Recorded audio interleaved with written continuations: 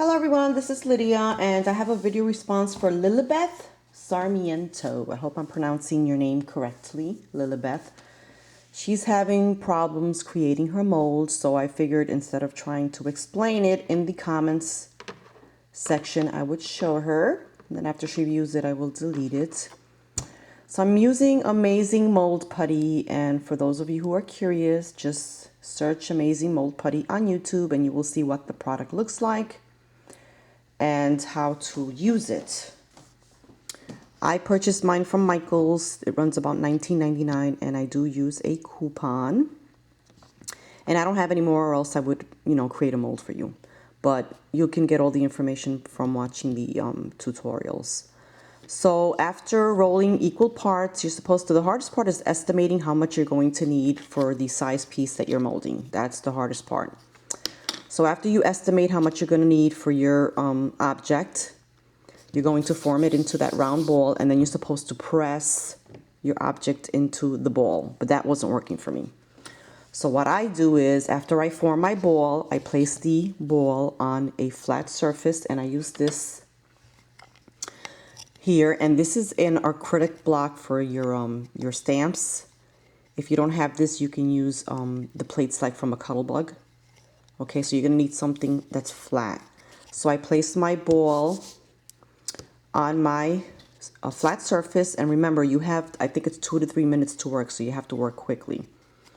And then I flatten the ball about halfway through, and then I place my object on that flattened piece, and I gently press it in, and then I continue to press with the acrylic block. So just press your object in, and what's going to happen is you're going to get this really nice flat surface. So this is my original angel piece that I molded. And now it looks like this. And then you're just going to roll up your clay, press it into your mold, and then I like using this. If you use a spatula, I use this knife, cake knife. And then I scrape the excess away. So it's nice and flat, and you can just scrape the excess clay away. Okay, here's another one that I did.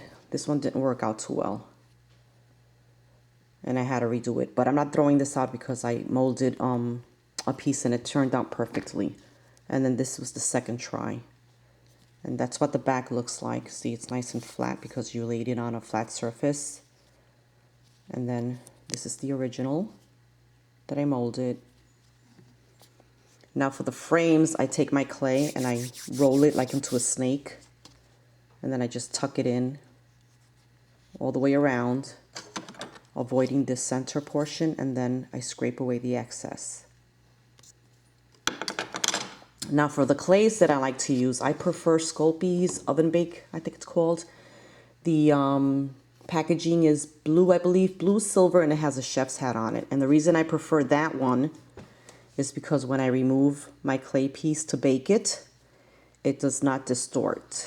So these are some sad looking ones that are not perfectly round.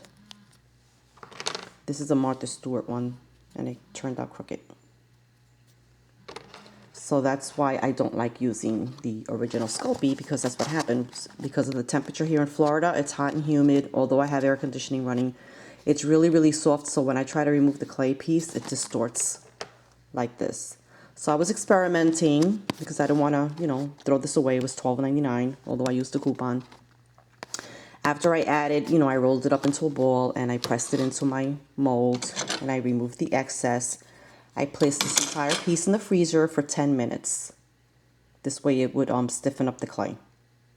And then I removed it and put it on a baking sheet and baked it.